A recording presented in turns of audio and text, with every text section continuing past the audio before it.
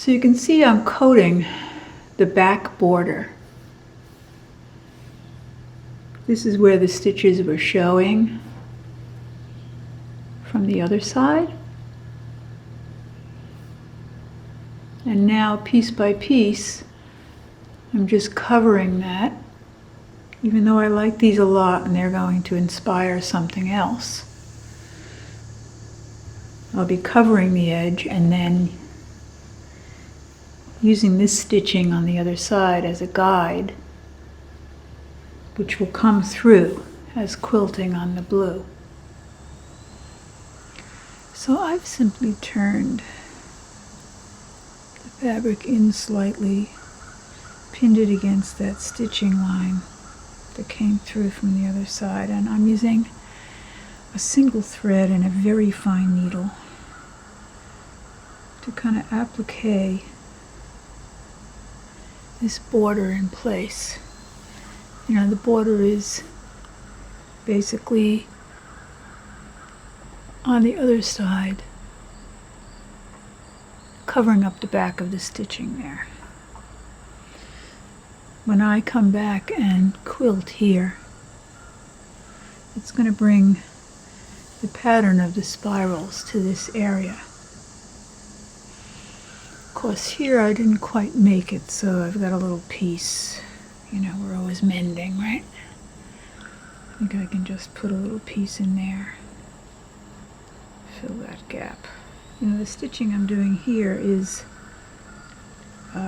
what I call mind's eye stitching, and I'm not going all the way through. There's 3 layers of cloth, and I'm picking up just the top layer. It goes slowly, but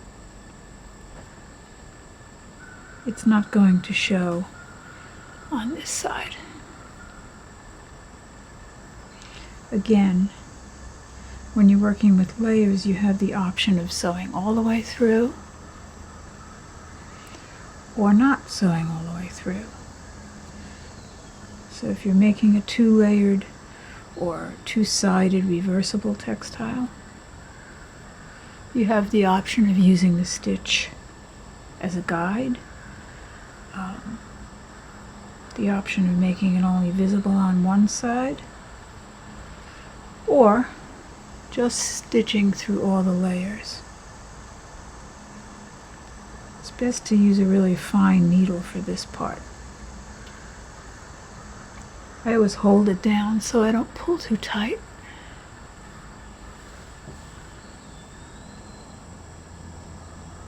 You know, you also have to realize that you don't have to turn edges. You can leave them ragged. I just really like this edge here. So while this one is turned and slid right underneath here, I'm leaving this because I liked the raw cut. This will allow me to demonstrate how a ragged edge can be just as secure as a turned edge. And actually, my preference a lot of times is to have both within one piece, just as a variation.